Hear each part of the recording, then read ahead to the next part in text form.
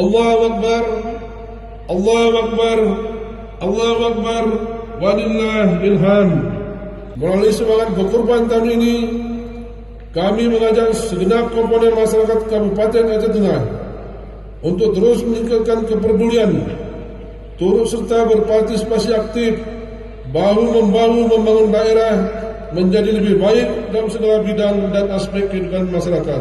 Atas nama pribadi, keluarga dan forum koordinasi pimpinan daerah, serta mewakili segenap jajaran pemerintah Kabupaten Aceh Tengah, izinkan kami mengucapkan selamat Hari Raya Idul Adha 1439 Hijriah.